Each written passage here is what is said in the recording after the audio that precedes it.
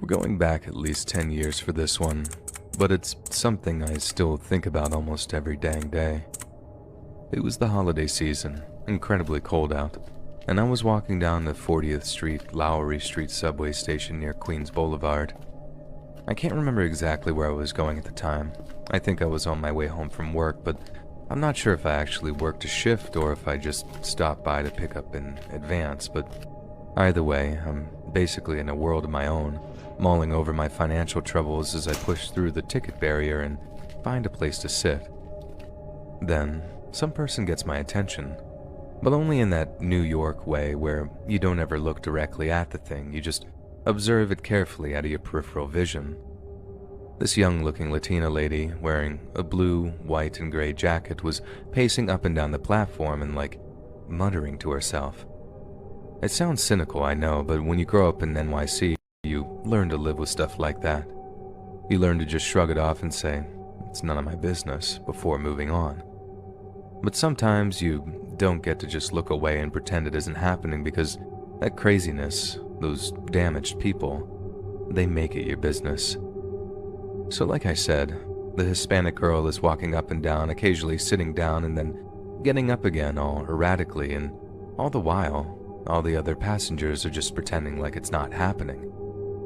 And then we hear the telltale sign of a train coming down the tunnel. So, just like usual, all the people taking it gradually stand up and make their way towards the edge of the platform. I remember seeing this one dude. He was some older-looking guy, and he's just minding his own business, waiting for the train to roll up. Then, out of nowhere, the girl basically runs up behind the guy and shoves him onto the tracks. The sound the crowd made is something that'll definitely stick with me for the rest of my life. You don't forget real terror like that when you hear it. But the messed up thing is, although they were screaming, no one actually did anything to help. I even remember seeing this flashing light and realizing that some dude was literally just standing there, taking pictures of the guy lying on the tracks as the train got louder and louder, and it got closer and closer.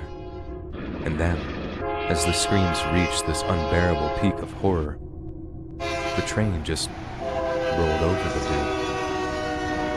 dude. I remember looking around and seeing the girl that had pushed him bolting up the stairs, trying to get as far away from the scene as she could.